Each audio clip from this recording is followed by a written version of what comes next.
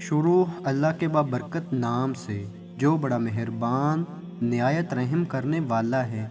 गुज़श्ता दिनों मेरे पास एक बहन तशरीफ़ लाई थी कि उन्होंने बीएस केमिस्ट्री में एडमिशन लिया है, जिसके लिए इन्हें एडमिशन फ़ीस की अशद ज़रूरत है। तब मैंने इन्हें कहा कि आप मुझे राब्ता नंबर देती जाएं, जब पैसे बन जाएंगे तब मैं आपको इत्तला कर दूंगा। कुछ दिन बाद मैंने इस बहन को पैसों की इत्तला दी। जब वो बहन मेरे पास तशरीफ़ लाई तो उनके साथ इनका भाई भी था। मैंने इस बहन को एडमिशन फ़ीस दी तो उन्होंने मुझे बोला कि सर, मैंने तालीम हासिल करने का इरादा तर्क कर दिया है, क्योंकि मेरे भाई ने भी एडमिशन ले लिया है।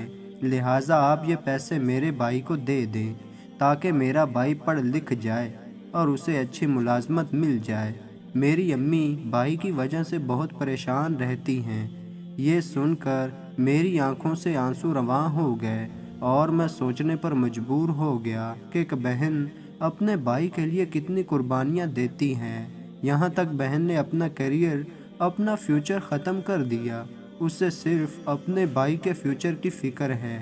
तब मैंने अपनी बहन को दाद दी और बोला, आप भी ज़रूर तालीम हासिल करेंगी, आप भी अपना मकाम हासिल करेंगी और अपना मुस्तकबिल रोशन बनाएंगी।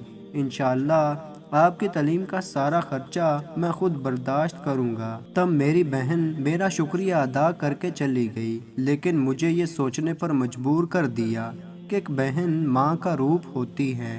बहन भाई के लिए हर कुर्बानी देती है, लेकिन फिर भी भाई बहन की कदर नहीं करते, बहन को अपना हक नहीं देते। बहन जब अपना हक मांगती हैं तो उसके साथ ताल्लुक़ ही ख़त्म कर देते हैं। हालांकि हमारे मज़हब इस्लाम ने इस चीज़ पर बहुत ज़ोर दिया है कि बहन बेटी को उसका हक दो, लेकिन फिर भी भाई बहनों की कुर्बानियों को नज़रअंदाज कर देते हैं।